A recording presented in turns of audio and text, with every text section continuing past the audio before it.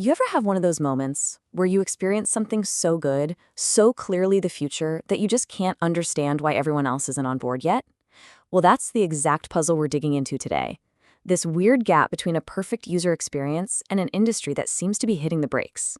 So, let's get into it, starting with a simple ride home that tells a much, much bigger story. So, let's set the scene. Meet Hana Kim.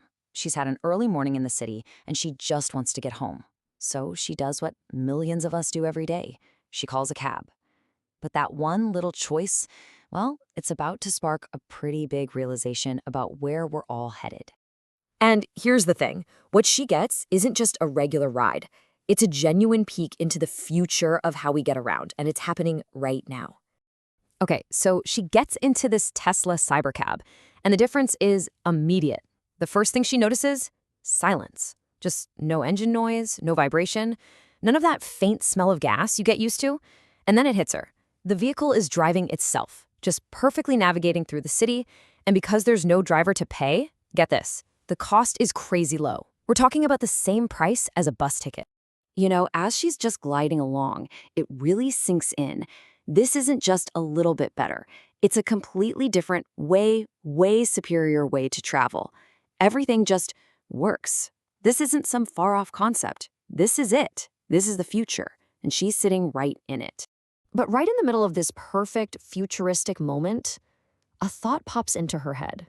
Something she read in the news a while back, and it just doesn't compute. And this really is the core question, isn't it? If this technology is so obviously better, so much more pleasant for the person actually using it, why on earth would the giants of the auto industry be pulling back? She's remembering these headlines about the big legacy automakers. In the US and in Europe, they're all talking about scaling back their EV plans, delaying things. And sure, they cite real issues: charging infrastructure, supply chains, the huge cost of changing factories. But from where Hana's sitting, in this flawless autonomous cab, that logic just completely falls apart. It makes zero sense.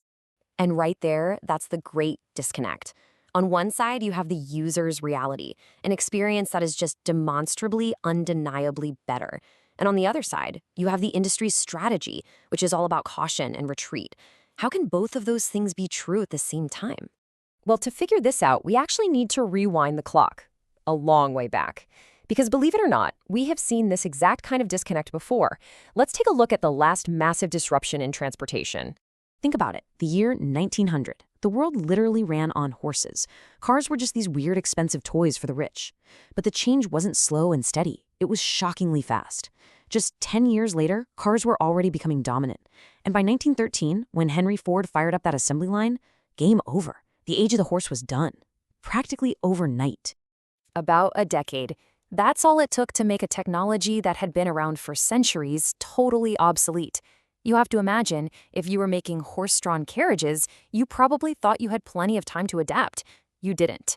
This whole phenomenon actually has a name: technological disruption. It's this pattern, right? A new, superior solution comes along, and the old guard, the big, established players, they often fail to see the threat until it's way too late. And they almost always underestimate how fast it's all going to happen. Okay, so history gives us the pattern. But what about today? Where can we look for clues now? Well, let's follow the money. Let's see how the stock market is placing its bets on the future. So back in her cybercab, Hana does exactly that. She decides to look for some hard data to try and make sense of this whole contradiction. She turns to the place where billions of dollars are bet every day on who's going to win tomorrow. And the market's verdict? It's crystal clear. You see Tesla's valuation just soaring, based not just on cars, but on the promise of software and autonomy. Meanwhile, a lot of the legacy automakers' stocks have struggled, reflecting this really deep uncertainty about whether they can actually pivot away from a business model they've had for 100 years. So here's the crucial point. This isn't just about abstract numbers on a screen. The stock market is like this powerful predictor. It's a global, collective bet on which companies are really positioned to build the next era of transportation. And right now, it's betting on the disruptor, not the incumbents. So let's just quickly recap the pattern we've uncovered. First, a new technology comes along that offers a fundamentally better experience. Second, the established players, who are comfortable with the old way of doing things, hesitate. They move too slowly. And third, the market, and that means all of us, we shift our loyalty with surprising speed. That disconnect Hannah felt in her cab, it's not new at all. It is a classic story playing out in real time, right in front of us. The hesitation from legacy automakers isn't a sign that the new product is flawed. It's the classic sign that a major disruption is already happening. As Hannah's ride comes to that quiet, smooth stop, she's left with one final thought.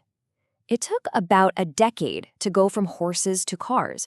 So how long will this transition take?